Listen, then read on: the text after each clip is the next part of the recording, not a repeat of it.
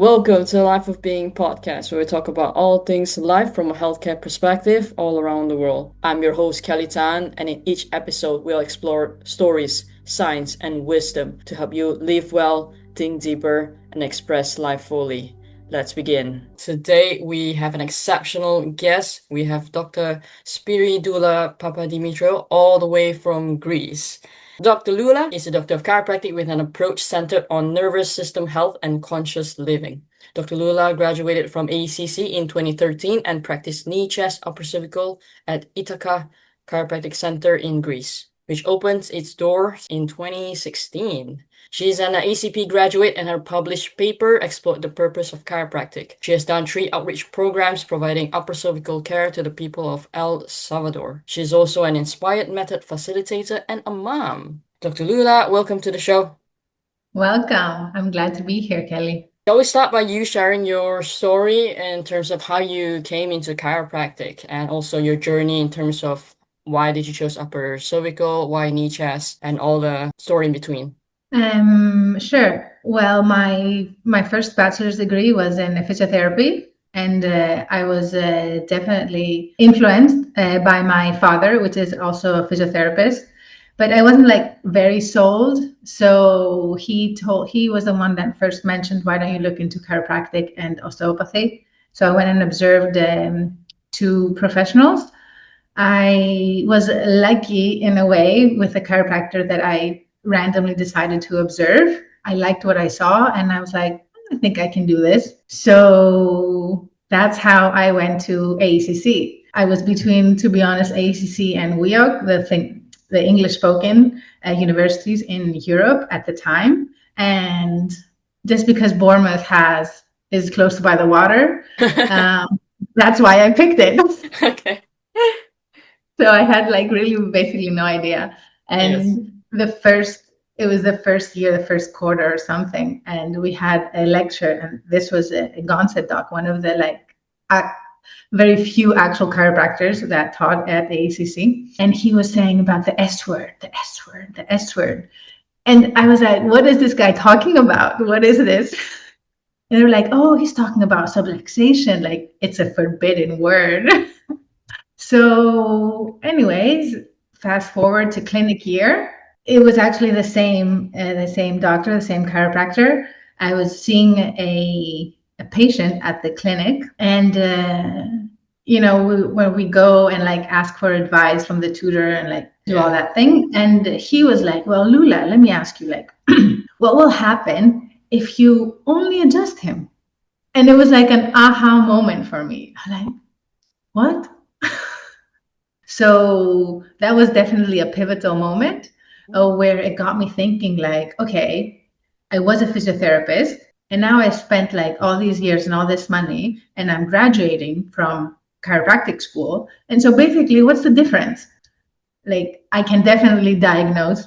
I can definitely like read MRIs and like blood labs very much, which I couldn't before. But, to the point, like after I see a person, how I manage them, how I help them, what's the difference? And I couldn't really think of a lot of things. Okay, I can adjust them, but really my adjusting skills at the end of clinic year weren't that great anyways.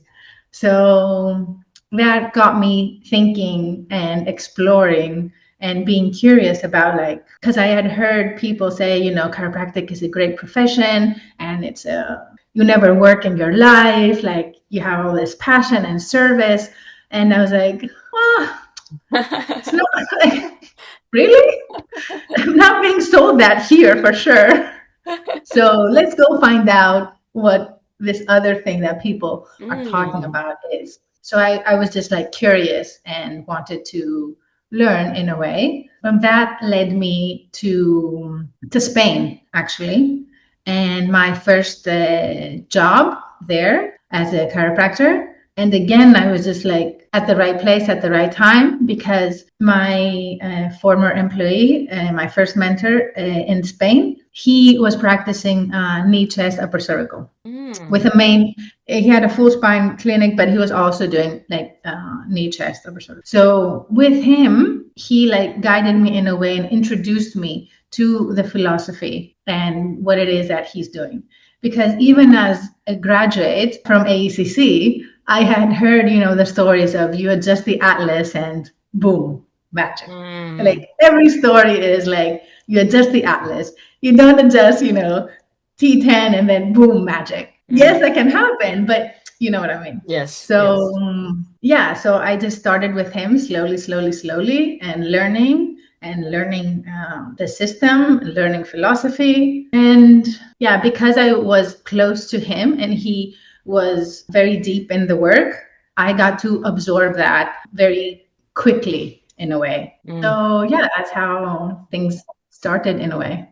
Is there a reason why you chose to say yes to the Spain job offer? Is it close to the sea also, or? Yeah, well, I wanted to leave the UK. I was like, okay, that's enough. And I didn't want to move back to Greece quite yet because I wasn't also like confident in what I was doing and what I was going to bring back to the people. So Spain had a lot, and probably still has like many clinics that see a lot of people. So that was like my criteria really, because I didn't know. I wanted it to be close to the sea, close to the water, and I wanted to see a lot of people. So like in a way, like high volume, because I wanted my hands to become very good. I wanted to learn actually how to adjust and become good at that. So I got the opportunity. Why did you knew that one of the criteria will be high volume? Because most of the students coming out, they be like, I need at least 20 minutes with a person. If not, it's not unethical or whatever it is. What made you want to seek for that criteria? Well, because the main difference was the adjustment, because that's what we had to offer. I wanted to become very good at adjusting. So in order to do that, I need to get my hands on a lot of people. This sounds like the Gonset lecturer has planted a seed that the most important thing, the main difference is the adjustment. That's why you knew that, okay, I need to get really good at that. Yeah. How do you work between upper cervical and full spine then in where you were in Spain? I think at the moment also you kind of practice that in a way sometimes. Well, here's the thing, and one of my teachers had said this. My teachers from outside ACC. Upper cervical is a full spine technique. Okay. Do you want to explain more about that? Yeah, okay. Talking with correct philosophical terms. Yes. So by introducing the force and the adjusted thrust in the upper cervical area, you can see full changes to the whole spine. So in that way, it's a full spine technique because you get full spine changes. Where you provide the thrust is somewhere different than where you can see the change when we talk about the spine. So in that way, it's a full spine technique. You just don't introduce the thrust, say, at a thoracic. You introduce it usually at the upper two bones. How would you explain upper cervical to people then? Well, here's the thing, like people get it, they get it. And it's so like it's very easy to get it. So in Greece, chiropractic is not well known. I mean, it's getting more and more, but like almost 10 years ago, when I came here and started, most of the people, even now, like come with a blank page. So whatever you say, that's it, and they get it. They understand that the master controller of everything is the nervous system, that this area is like super important, and that this controls everything else. And that's one of the reasons like I really got into it and decided to follow this approach, is because it doesn't leave any holes and it's philosophically congruent. That brings to the point where, how did you got into ACP then? You can explain more about that. So one of my mentors, Andy Roberts, he's passed away now, but he did the ACP. And he was a teacher in it, and he was like, "You have to do it. You have to do it. You have to do it." And that's how I got like first introduced to it, and that's what got me into it. And then you also influenced your sister to study chiropractic and do the ACP course, isn't it? Yeah. How is it that you got your physiotherapy degree and you wanted to explore more? Is it just because of what your dad said to you, or you feel like this is not enough, or what were you thinking that time? Well, definitely what my dad said, But also I wasn't confident enough in a way, like I wanted to be independent in a way, like from, because physiotherapists work with orthopedic doctors, not like in the first line, only if you've done, so my father had studied abroad, which is like different. So you needed definitely, something extra in Mm, order to I thought, like, to be able to, stand on your feet mm, and really know what you're doing and be able to provide care and not in a way be like totally reliable. Obviously you mm. work, with the healthcare team, but to not be reliable on someone else. So in a way, yeah, it wasn't like enough. I just wasn't sold. Sounds like with your journey to upper cervical is based on at the right place at the right time with a mentor, and then he's doing knee, chest, upper cervical also. Is there any challenge from bringing upper cervical back to Greece or even chiropractic back to Greece? Is there any challenge, and how did you overcome it? I think it's more challenging today in a way that it was like 10 years ago, Okay. Why because so? I'll tell you like what I'm thinking of now, because of it makes me sound like old, but because of the internet and all of the videos with like people cracking Yeah. Yes. joints, Yeah. either they're chiropractors or they're Mm. not. Some people can have a preconceived idea of what it is that we do. So that in a way is a challenge today. That How would you explain to your clients then when they come with this, hey, can you just like make sounds on my back and I'll get better? Well, here's the thing, like some people, like they get it straight away when we explain, this is not what we do. Chiropractic has like a various, different systems Yes. and different techniques. Yes. And I'm happy to refer to another practitioner that, though I trust and works with the nervous system, Mm. just has a different approach. But this isn't like what we provide. And some people, they're good with it. Like, okay, I want to work with you. Some people are like, no, it's not right. Yeah. So, and that's for the best for them and for us. What is one advice you would give to your younger self, knowing all the experience you have, decades in chiropractic now? What is one advice you'll advise to younger Lula? So the Lula that just graduated, or the Lula Yes. that before? Lula that's just graduated or even Lula in school. Either or, it's the same. Mm. I would say just that, like, follow your curiosity. Don't be afraid, like, to try different things. Yeah, and generally to new grad, and I try to do this as well. Like, observe as many clinics as you can. Observe as many chiropractors with very different styles, techniques, and approaches. Yeah, and just in a way, like, follow your curiosity. When did you know that you're done in Spain, time to go back home, open and serve your community? Well, I always had it in the back of my head to like Mm, come back to Greece mm, and basically bring back what I've learned to serve the people here. I guess I was confident enough in my skills generally as a chiropractor, and I was like, okay, it's time. No, yeah. Ne is Greek, is yes in Greek. yes, So yes.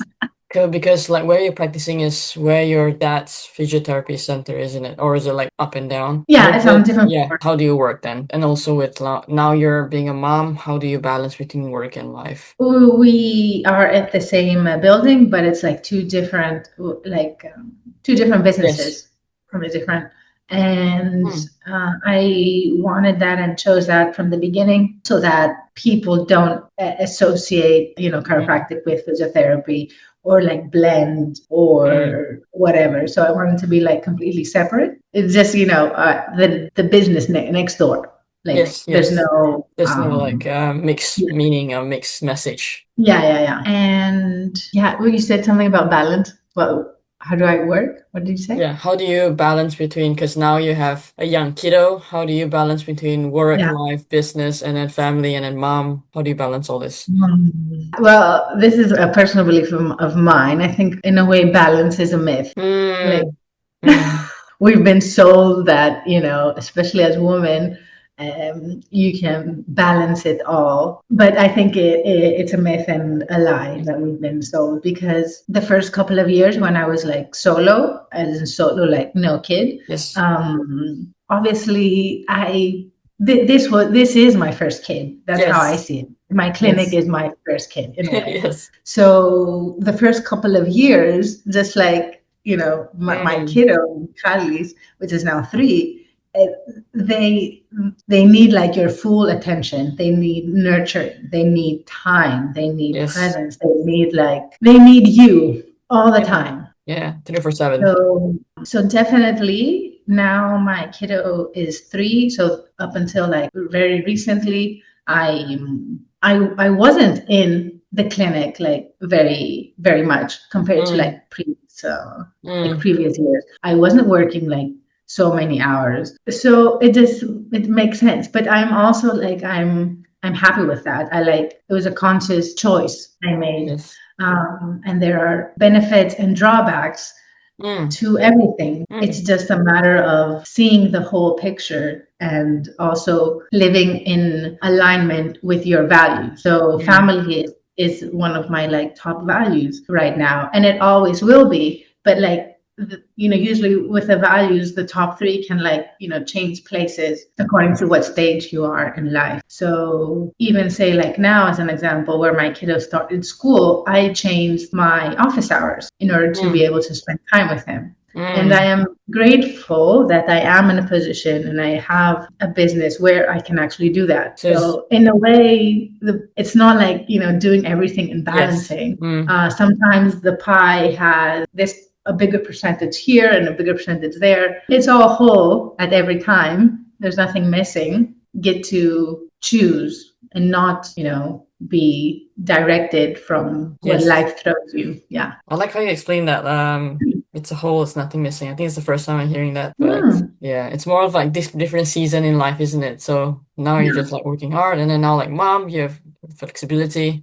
So that's really Yeah. amazing in terms of what you're doing. Yeah. And the season thing that you said, I was actually talking to my husband the other day, Was and I it? was saying, I use that analogy, like, Yeah. okay, it is a season now, Yes. and nothing in nature is still. At least we don't want it to be. Mm, mm. So life comes in cycles, like Yes. chiropractic. So yeah, Do you usually explain chiropractic cycle to people though? I explained the safety pin. Yeah, Safety pin. Do yeah, you we wanna use the briefly safety pin explain a it lot. to us if you have a safety pin Hmm? next to you? Do you wanna I briefly I have explain? the poster. I have the smaller one, and I Oh, also okay. have You can explain it briefly. It'd be great and I to. have a bigger one. Yeah, yeah, yeah. Okay, that's a huge one. Is that what you usually use to explain to people, or?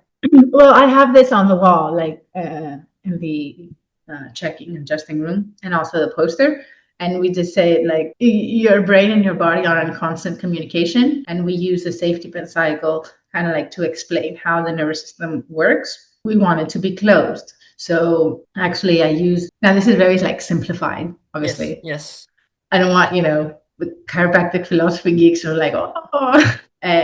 So, the brain sends messages to the body, and the cell does its job, and it gives a report like to the boss. Okay, and the boss then adapts, sends another message. Say closed safety pin is a good communication, so the team works well, and you're headed towards ease and health. Now, the safety pin can open because of physical, chemical, or emotional health. Here's the thing though, the body is smart enough and able, usually, for it to close. Sometimes, though, if the stressor is bigger than the body's ability to adapt, then it can stay open and need like an outside help. There comes enter chiropractic. And when the safety pin is open, then there's a miscommunication. So the brain isn't able, to fully understand what's happening, what's the picture, and that can lead to dis-ease and very, very, very much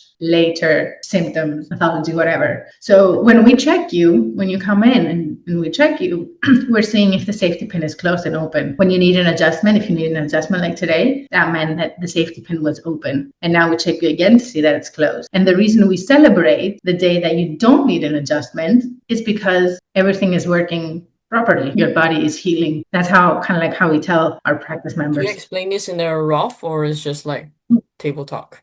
Yeah, Okay, tabletop. Yeah. that's a great Usually in section. the first couple of visits after the first adjustment that they've been holding. So technically, probably the second visit then after your first adjustment when Yeah. you adjust you.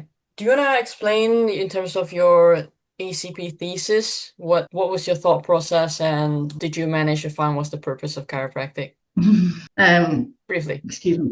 Well, my aha moment, my inspiration for the thesis was the module that we do, you've done, also about teleology. So, what is the purpose, of everything in a way? So, that was the inspiration point. And just as now, like my highest value is spirituality and consciousness. And I wanted to in a way see if I can bridge those, see where they meet with chiropractic, where they meet, if they meet, and all the rest. So that's what I explored in the paper. And yeah, I really enjoyed it. And it's one of those things that really, like, looking back, I'm like, how did I write that?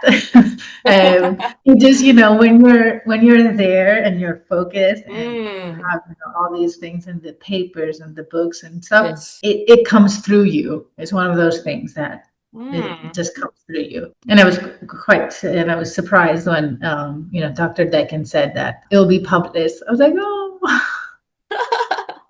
But I really enjoyed it. It Did was worth it, definitely. did you answer like what would be the purpose of chiropractic then in terms of what you Well, read? you can get the paper. I'm not going Really to good give it paper. away. Really, really good paper. You find answers inside. It's on the Sherman. I don't know. I don't remember what volume it is, but Yeah. the Well, Sherman sells the journals on Amazon. yes. So I think We'll it's link it volume to four. the Amazon link. Yeah, yeah. A really good one, hey? Do you want to explain your experience in the outreach program they have in El Salvador? What made you want to say yes, and how's your experience like over there providing upper cervical care? Well, it was something that I did whilst I still was in Spain. So my former boss at the time, he had already done some and wanted me to experience that as well. And we went, and really that's when I started actually, because so the first year when I was an associate, I wasn't, you can't just go and start just adjusting people knee chest out of the blue. Yeah. So it was basically like the first like almost whole year I was obviously adjusting other things and learning and practicing. I had my speeder board and I was recording myself and videoing and doing like seminars and all these things. And he was my first where I had actually provided adjusted thrust. And then I started like at the end of the year, actually like taking care of people in the office. And then we did together like the first outreach program in El Salvador. And that was just like really eye-opening. To this system that I use, but also it was the first time where I was in a community in a way and group of people that were very solid in chiropractic philosophy and knew what they were doing, most of them, and what it was all about. So that's actually where I first got exposed. Not got exposed. I had heard of the green books and like read stuff that my boss had given me, but that's where I actually like got a volume 14. Somebody gifted it to me and like, here, this is gonna, change your life. And it did. I read it like cover to cover and I was like, okay, this things make sense now.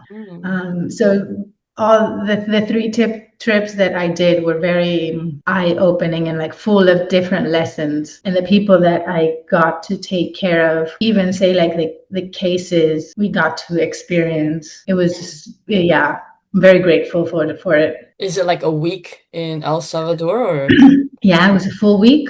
a full week? A full week, and we worked together. It was with Doctors Sean Dill and Andy Roberts, and the Art of the Specific at the time. So we worked together with the Chiropractic Association in El Salvador and with the government of health in El Salvador. They appointed we were like small groups, and so the government, the people in charge, would appoint us to various locations where we stayed the whole week and took care of like the people there. What was the And shift that you read in volume 14 that shift your whole perspective then? If you it remember. was just everything, kind of like clicked.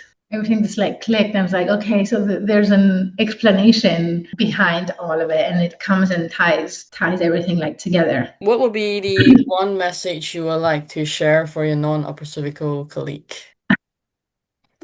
Um, I think this is just like a message for everyone. Mm. I think the main thing is to check yourself and if you are congruent. That's the thing. That's the main thing. Are you congruent with your understanding? Are you congruent in your philosophy and your approach and your technique? With what you're doing, like how you are taking care of yourself and say like your family. Yeah, check yourself and see if you are congruent. If you think like there's a better way or a more congruent way or a more aligned way, like to how you observe and see things, and you're not doing it, why are you not doing it? Just to check and see the congruency and the alignment in a way of ourselves. How do you keep yourself congruent then?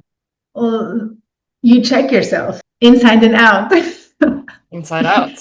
Yes. I mean, even the simplest thing, like, are you under care? What care are you under? Obviously, is it congruent with what you recommend? But also, like, your understanding.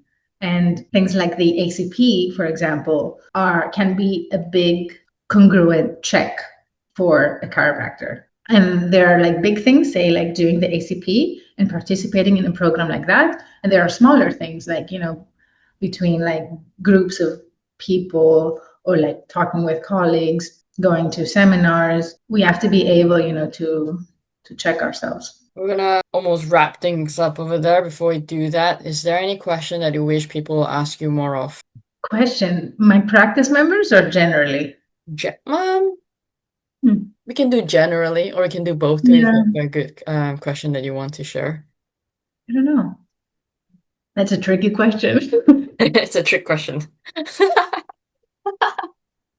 Basically, I think I'm trying to use like the correct word, but I really enjoy, or I don't want to say like passion, but I really enjoy when kind of like people also can have those like aha moments. Basically, I think my whole work is in a way rooted for people to get to experience the intelligence of life in general, to recognize it first and then experience it and express it in their bodies and in their life and like all areas of life. So anything related to that, if they ask me, I love talking about. How would you Yeah. explain intelligence to people? Because some people, whatever they believe in, like how would you explain that to someone that at least plants the seed that there's intelligence in the universe? So yeah, from like practical things, I mean, day-to-day things in the clinic, you just say with a cut, you cut yourself. You don't have to read a manual. You don't have to take something, eat a fruit, eat a medicine. Like, you don't have to go to the doctor. You don't have to like sit down and pray or meditate. Like, the body can heal it. And now if you're a kiddo, if you're, middle age, if you're like older, it might take more time. You might have a little bit of like, scar, whatever. But the point is that the body can heal it. It's intelligent. And I also, with intelligence, now that I talk about it, I actually like refer a lot to like pregnancy. Use that as an example that it knows, the body knows. So it is intelligent. You don't have to do anything. Just for like 2 cells, it creates a human. So from like, in a way, small things to that, to nature and like, universal intelligence, and like when the trees will blossom or when the trees will like fall, the leaves will fall and stuff like that. And this is, just for the lay person, in a way, examples. At the moment, what is your next step for you then? And what are you focusing on? What's your next step? What sort of books and resources you would like to share with the listeners? My next step, in a way, is well, my main thing, my clinic, my kid, my family, getting more back into chiropractic in a way because the first couple of years that my kid was like super young, there was much more attention there. So like the ACP that we hosted and like speaking and connecting and getting Mm. back into the chiropractic community for sure. And also the Inspire Method facilitation that I just graduated this year. So I'm Congratulations. stepping into more of that as well, which I enjoy. What So is it yeah. about? Do you want to briefly explain what's the Inspired Method Facilitator? Yeah, so it's from a chiropractor, so Dr. Mel Krug. I learned it Okay. with her. In a way, it's a, again, like whole body nervous system, in a way, approach to help people recognize the intelligence and express it. The way she very briefly like says it is to go like from trauma to triumph. So to help people also in that way. If there's one book or resource you share to people, which one would you share? Any books you think that every either people or even like students should read? Um, Many. You can give a few if you want to, but what type of Um, resources do you usually learn from then, if that's easier? yeah. Well, yeah, I can say like generally the green books, but my favorites are the textbook from Stevenson, Mm, mm, and volume 5 is one of my favorites. And okay, Upper Cervical volume 18, but that's not for everyone. And generally, if it's a student, mm. sometimes the green books can be like a dive in the deep. So Yes, there are other chiropractic books that you can step yes, your toes in yes. and lead into that. And a book which was, I mean, lots of Yeah, books in of course. the personal development and Yes. spirituality Which one would you share? world. A big aha for me was The Power of Now by Mm, Eckhart Tolle. And okay. generally, like Eckhart Tolle played a big part in the beginning of my work in a way. Yeah. That's good. That's good. Yeah. Do you think Yeah. if all the chiropractors read the volume 18, would everyone be an upper cervical chiropractor then? Do you think so? No. Okay. I think it's Mm, also kind of like, what we say with your target market and like ideal client. In a way, it's not for everyone. So it is as least as you are, as least as you are congruent, like with your understanding. We need upper cervical doctors. We need Gonstead doctors. We need like, network spinal doctors. We need all of that also because if, we want to check and adjust mm, everyone and the mm. planet, I can't do it, but not everyone is going to resonate with what I have to share and how I serve. Yes. So we also need Kelly, to do her own thing. We need Yes. whoever to do their own thing. So it's not like I think everybody Yes. should do, It's just a way of you expressing the art of chiropractic, isn't it? exactly, Yeah. exactly. Very nicely put. Yeah. That's good. Is there any last words you'd like to leave the listeners for wrapping? So I really want to thank you for your time and for you to get things go all the way to the clinic to just record this episode. It's a Saturday morning and I'm super, super grateful because initially when I reached out to you, I was reaching out to for ACP and also the upper cervical. So you're just super kind to share your experience and knowledge. So I'm really, really grateful to have you speak with us today and share your story. Well, I just want to say thank you. And it is amazing. Like, I think you will do phenomenal things because you observe and learn and like from various people and Mm. just, all the podcasts that you have listened to and Oh yeah. share your notes and, all that. I'm very like happy also like to see and follow you and like your progression Mm. and excited for what the future holds for you. So Mm-hmm. yeah, I'm also grateful for you, Kelly. Thank Thank you so you. much. What is one quote you would like to leave your listeners then before we share your informations down the show notes? Well, what came to me is just like follow your curiosity.